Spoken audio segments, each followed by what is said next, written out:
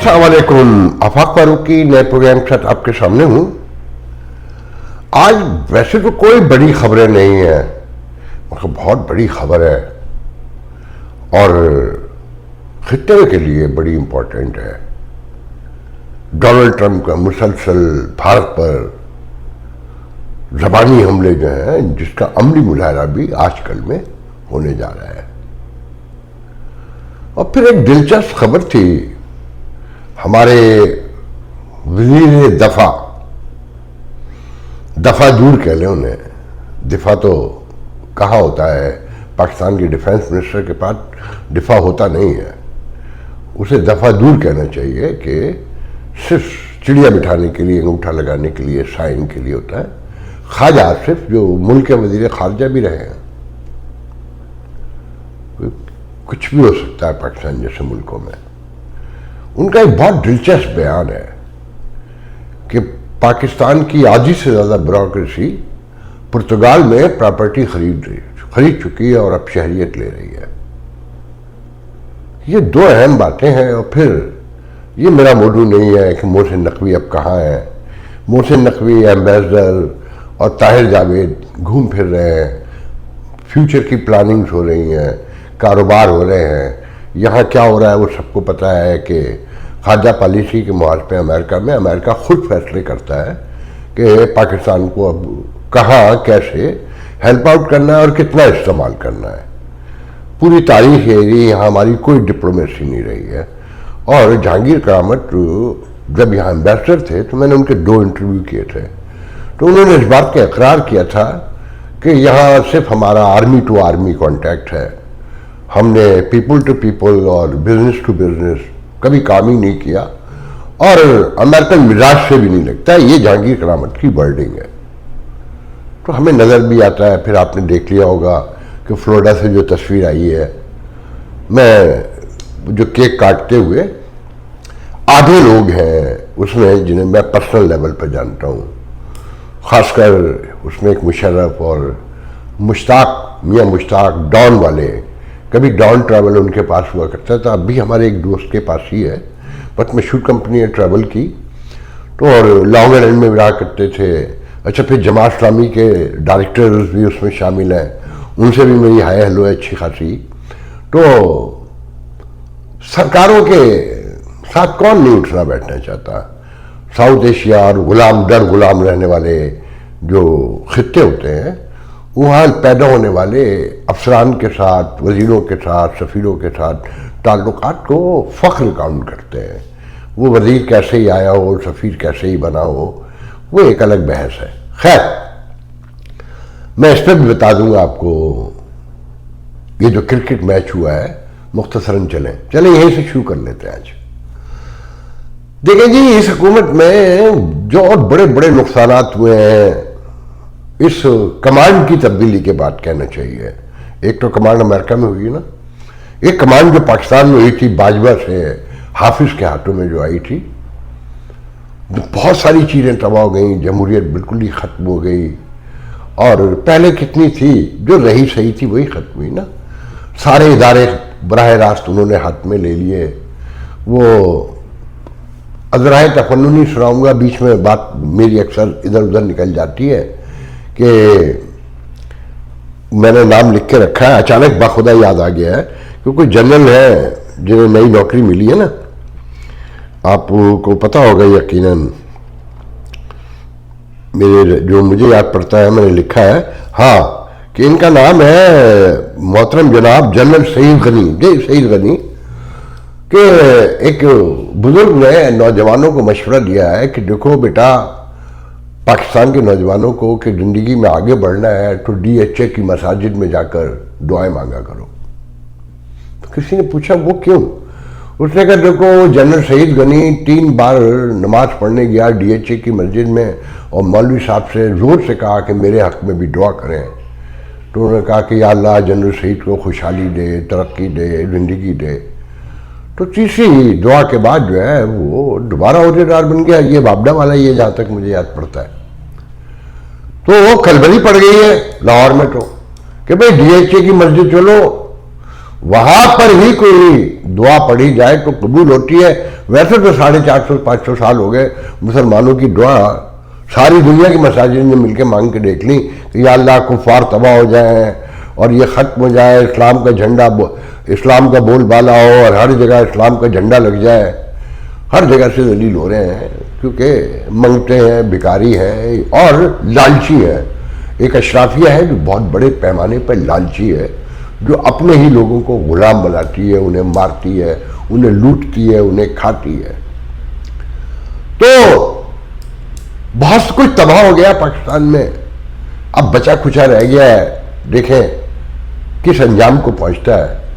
तो क्रिकेट जो है सबसे बड़ा निशाना बनी, जो मीडिया की हवाले से बात कर रहा हूं कि जो नोन चीजें थी, आपने देखे होंगे ना कि जो मुसलसल एहतसाब कमेटी और ऑडिटर जनरल की रिपोर्ट्स आ रही हैं, रोज ही आ रही हैं अब तो ना, कि इधर भी खा गए, उधर भी खा गए, इधर भी लूट लिया, इधर पीछे भी लूट लिया, आगे भी लूट लिया, दाएं भी लूट लिया, बाएं भी लूट लिया। तो बहरहाल ये जब मियामी में मैच हुआ अभी वेस्ट इंडीज से, तो आपको पता है कितने लोग थे वहां? My God, what A embarrassing. मेरे एक दोस्त ने तो वीडियो भी देखी, वो मुझे भेजने वाले थे। मैं क्रिकेट का कभी शौकीन नहीं रहा इतना, बचपन के अलावा। बताते हैं not more than 200 people in the ground. जहां ये 20-25 तो ये खुद से फिर सिफारत करते हैं, क्योंकि 2-3 खानदान मिलके आए ना ये हनीमून के ऊपर। मोहसिन नकवी, उनकी फैमिली, चौधरी शिराज का बेटा सालिक जो वजीर है। अच्छा, आप वजारतें में देख लें, आपस में बांट लेते हैं, कभी इस खानदान को मिल जाती है, कभी इस खानदान को मिल जाती है। मखसूस खानदान है जिनकी वजारतें हैं। परवेज आई हटे तो सालिक आ गए, और वो दूसरा बेटा भी 2 वजीर है ना मेरे ख्याल में, ये भी इनके रिश्तेदार हैं। उनकी बेगम जो है भांजी होती है। तो ये अपने खानदान को 20-25 लोग आए। फिर सिफारती अमला पहुंचा होगा, खुशामदी, फिर एम्बेसडर गया तो उसके साथ भी 8-10 लोग गए होंगे, और फिर एक अशराफिया पाकिस्तानी और हिंदुस्तानी हो, वो हर जगह मौजूद है कि उन्होंने अपने काम निकलवाने होते हैं। और एक फिरका तो ऐसा ही है ना कि जो पूरी सिर्फ तस्वीरों पे खड़ा हुआ है कि तस्वीर तो बनवानी है, चाहे कुछ हो जाए, जान चली जाए। अब आप देखें ताहिर जावेद को और तनवीर अहमद दोनों को, इनका ज्यादा वक्त पाकिस्तान और पाकिस्तानी काम के हवाले से अपने मामले पैसे बना लिए हैं, पैसे बन चुके हैं। तो बल्कि मैं अभी यहां यह भी बता दूं कि तनवीर साहब को यहां पर किसी से बहुत रोए गए हैं कि जो ताहिर जावेद ने मुकदमा किया हुआ है कि उसमें सुना कोई मुबैना तौर पर मेरे इल्म में नहीं है। मुझे बताने वाले मेरे पास कल भी थी, मगर मैंने नहीं बताया जानबूझ के कि दिल मेरा नहीं मान रहा था। मगर कुछ लोगों ने कहा कि नहीं, ये पॉसिबल होता है कि वो वारंट निकल गए।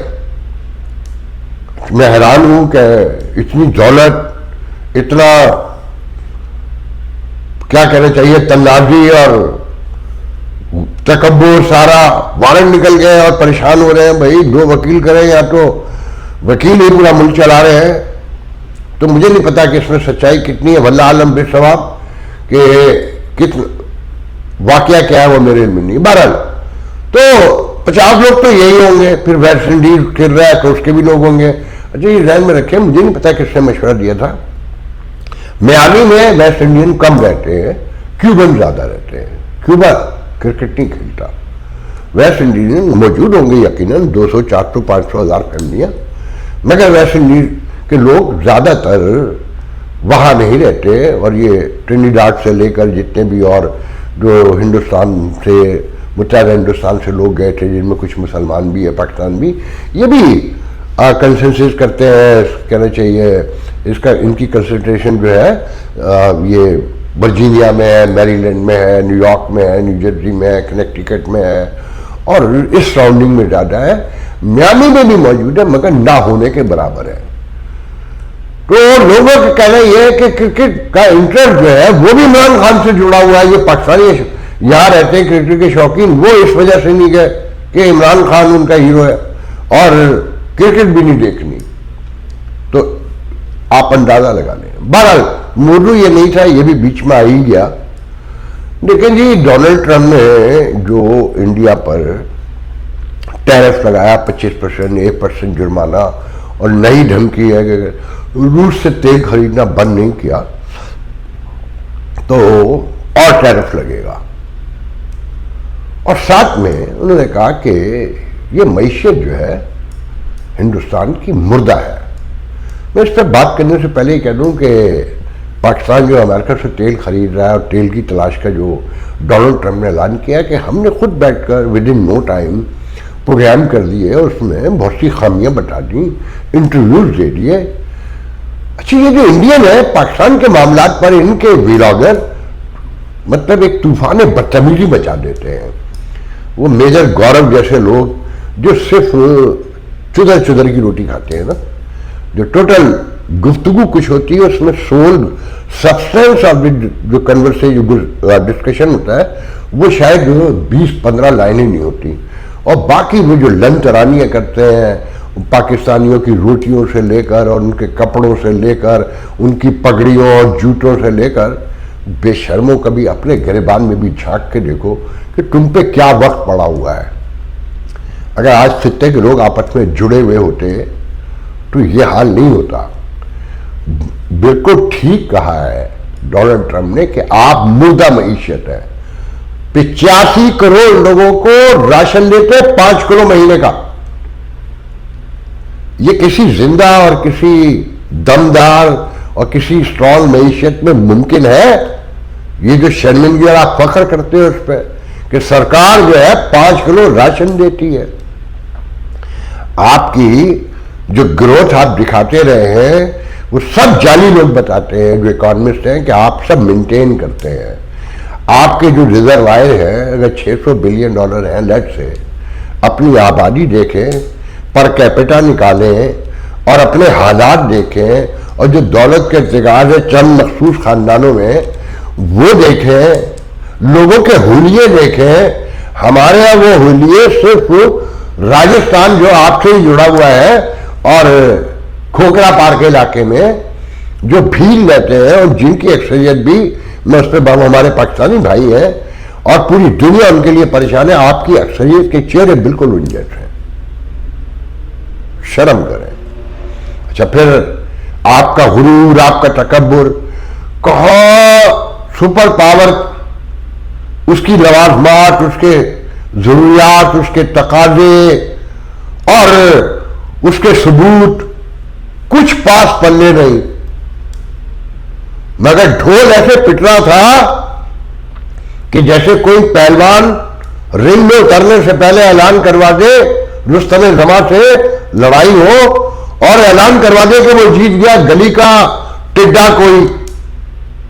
गौरव ऐसी तरह बात करता है ना, हमें भी आती है ये बात करनी कि गली का कोई काला टिड्डा जो राजस्थान के इलाके में कहीं रहता हो और जो 5 किलो का राशन वसूल करता हो, जिसके मसल मौजूद ही ना हो और कमर उसकी 24 हो, वो ढोल पिटवा रहा हो कि आज रुस्तम जमा को मैंने पछाड़ दूंगा और पहले से मिठाइयां बट रही हो। ऐसे ही आपकी सुपर पावर के ख्वाब थे या नहीं थे? और फिर रशिया से तेल ले रहे, अमेरिका की स्ट्रेटेजिकल आए हैं, सारे फायदे ले रहे। मैं कह रहे देंगे हम नहीं, क्योंकि हम तो सुपर पावर है। आप सुपर पावर थे ना। गुरूर और तकब्बुर आपका आसमान से नीचे झांकने को भी तैयार नहीं था, नीचे उतरना तो बड़ी दूर की बात है। ये उसका सिला है। आपको बहुत गौर से देखें, ये उसका सिला है। ये जो आप शलवार नीचे पड़ी हुई थी और बेल्ट यहां बांधी हुई थी, यही होना था। नहीं खरीदे तेल। ताज़ा तलाक तो यह है कि 10-15 दिन से रशिया से तेल नहीं खरीदा है मुमकिना सुपर पावर ने, और जो खुद भी फील करना शुरू हो गई थी। पूरे पास मुसलमानों को ऐसी तैसी फेंक दी, क्रिश्चियनों को मारा पीटा, जिसको चाहे क्रिश्चियनों से लेकर सिखों से लेकर बाहर मुल्कों में लोगों को मरवाना शुरू कर दिया। मगर पागल पर वो कहता है, जोश ने ठीक कहा था कि गरीबों को दौलत मिल जाए तो वो पागल कर देंगे। वहशत ही वहशत है कि बाहर बैठे हुए लोगों को भी मरवाना शुरू कर दिया। और किसने? वो गरीब चाय वाला जिसके आने पे हम जैसे लोग बेतहाशा खुश थे। जाहिल है, कोई बात नहीं, मगर लोअर मिडिल क्लास से आया है, खित्ते की सूरत हाल बदलेगी, हम जैसे लोगों के ख्वाब पूरे होंगे। मतलब उसने तो हमारी आंखों में शीशा भर दिया, बर्बाद कर दिया। जो ख्वाब थोड़े बहुत कहीं रह गए थे, जिनसे कोई उम्मीदें थी, तो उसको भी चकनाचूर कर दिया। और नया काम निकाल लूंगा, और बता दिया कि गरीब आदमी कमजोर भी होता है। जो कुछ लोग कहते हैं ना कि ये गरीब जो है दुनिया के लालची होते हैं, इनमें से हर फर्द जो है अमीर बनना चाहता है और अमीरों के जूते उठाता है, मगर अमीरों से नफरत करता है। ये वो मेंटलिटी है। कहने दीजिए मुझे आज। तो जनाब, डोनाल्ड ट्रंप तो वही कर रहे हैं जो आप कर रहे थे।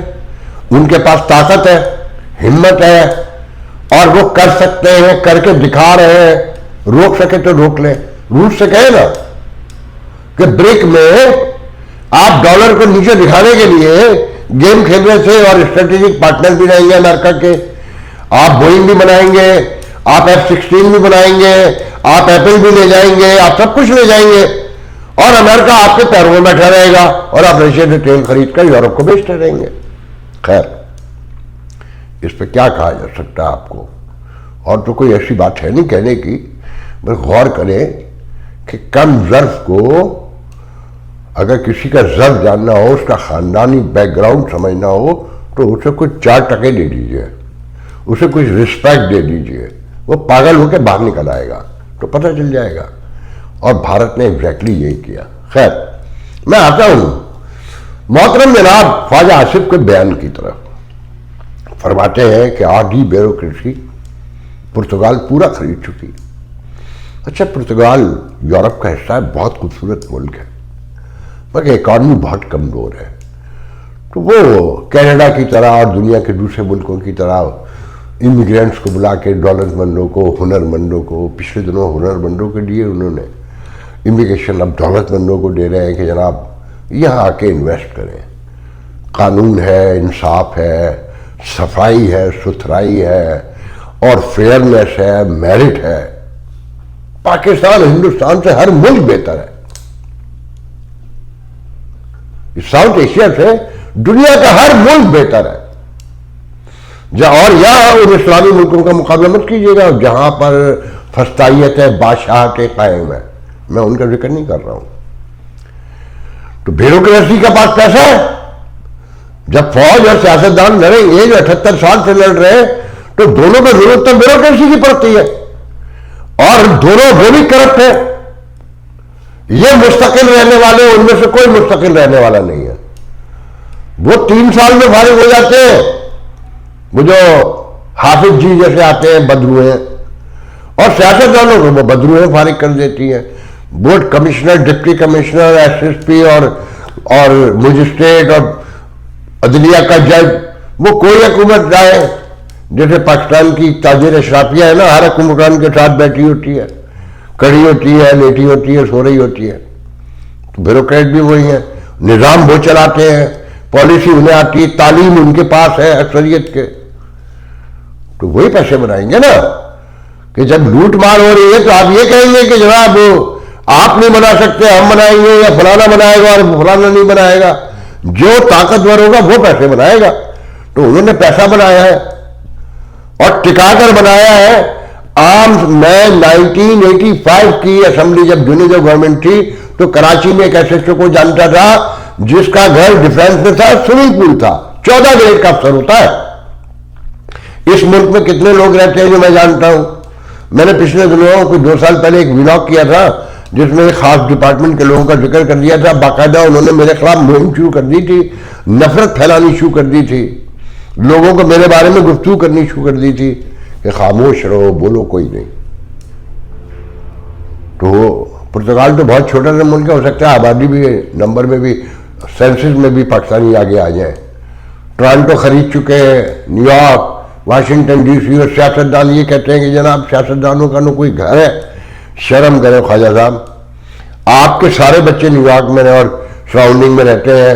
आपने तो बच्चों की शादियां तक यहीं पर की, और जिन रेस्टोरेंट्स में की, लोग मालूम कर लें, ब्रुकलिन ब्रिज के नीचे जो रेस्टोरेंट्स हैं, मेन ब्रुकलिन ब्रिज के नीचे, उनकी क्या कास्ट है पर हेड की, और वहां कौन सी क्लास जाकर बैठती है, और वहां कैसे जाके सीट मिलती है। बातें करना बड़ा आसान होता है। आप सब चोर हैं, डकैत हैं। बल्कि आप कौन है आपकी पार्टी में जिसने माल नहीं बनाया है? साग डार का नाम लेते हैं ना लोग कि उसके बेटों के पिला दें दुबई में, और ये है वो है। वो कौन है जिसने पैसे पाकिस्तान में नहीं बनाए? कौन सी सियासी पार्टी है वो? मुझे किसी ने एक खबर भेजी कि जरदारी साहब कहते हैं कि मैं सिंध से डाकुओं का खात्मा चाहता हूं। मैं तो दिल पे हाथ रख लिया कि भाई जा रहे हैं, लग रहा है वो खात्मा चाहते हैं सिंध से, क्योंकि सबको पता है सबसे बड़ा डाकू हुआ कौन है। और डकैत, वो डकैत बैठा हुआ सख्त कहां है, और सिंध में किस तरह के डाके पड़ रहे हैं। आज कराची में आपने सुना होगा कि एक बाप ने अपने भाइयों को, अपनी भाभियों को गोलियां मारकर, बाप और भाई तो मर गए और भाभी सुना है जख्मी है। जो नफ्सियाती बीमारियां पाकिस्तान में फैल चुकी हैं ना, उसके बारे में यकीन नहीं आता है सुनकर कि एक बाप ने 2 बच्चों के साथ समंदर में छलांग लगा के खुदकुशी कर ली। गो के उसके फैमिली के लोग, उसके बाप ये कह रहे हैं कि खानगी लड़ाइयों का नतीजा है। वो भी मुमकिन है, मगर वो भी नफ्सियाती मर्ज से ही पैदा होती है ना सारी चीजें। तशद्दुद का गढ़ बन चुका है, मक्तल है ये मुल्क अब। और फिर उस पर जो 14 अगस्त की तैयारियां हैं, उस पर मैं प्रोग्राम करूंगा पूरा। मैं आपको बताऊंगा और पूछूंगा तैयारियां करने वालों से कि इस मुल्क ने तुम्हें एक पासपोर्ट के अलावा दिया क्या है, और ये पासपोर्ट तुम जहां होते, जिस जमीन पे पैदा होते, रिगड़ रिगड़ के मर रहे होते, वहां पे भी मिलता है। कौन सी जगह है जहां पासपोर्ट नहीं मिलता? जो फकत से कुछ लोग इस्टेब्लिशमेंट का ये प्रोपेगेंडा करते हैं कि इस मुल्क ने हमें पासपोर्ट दिया भागने के लिए कि जाओ कश्तियों में बैठो, डूबो, मरो। आज के लिए इजाजत दीजिए, कोई और खास बात तो है नहीं। रोना है अगर मिलके तो आइए रो लेते हैं कि मंदिर एक ही है, वही भूख है, वही प्यास है, वही नफरत, गुस्सा, इश्ताल है, और वही हमारे कारनामे हैं। तब्दीली के कोई दूर दूर इम्कानात नहीं। देखिए, मैंने खास साहब की एहतजाजी काल पर गुफ्तगू टोटल यूं नहीं की, क्या करूं? वही पकड़ धकड़ हुई है। मैंने कल बता दिया था, चारों तरफ कंटेनर लगे हैं। सिर्फ अडियाला के राउंडिंग में 500 से 1000 लोग गिरफ्तार हुए हैं। सारे एमएनए, एमपीए जेलों में ले गए उठा के, घरों में बंद कर दिए, किसी को तोड़ लिया, किसी को जोड़ लिया। तो इस पर कोई रोज बात कर सकते हैं? जब तक आप कुछ करने को तैयार नहीं होंगे, हम जैसे लोग कितना भी रोलें, क्या फर्क पड़ा है? हमें 35 साल हो गए। वो साथी जो कहते थे कि बड़ी गाड़ियों पे हमले होंगे, घरों में घुस के लोग मारेंगे, आज वो बड़ी गाड़ियों में चलते हैं, बड़े घरों में रहते हैं, और बड़ी गाड़ियों को, बड़े घरों को सपोर्ट करते हैं, और जलाने, जिनसे जलाने का खर्चा था उन्हें डराते हैं, उन्हें धमकाते हैं सुनहरे लफ्जों में। मगर हमने मंदिर भी नहीं छोड़ी, रास्ता भी नहीं बदला। हम वहीं खड़े हैं जहां खड़े थे। आज के लिए इजाजत दीजिए, इंशाल्लाह कल गुफ्तगू होगी। अल्लाह हाफिज।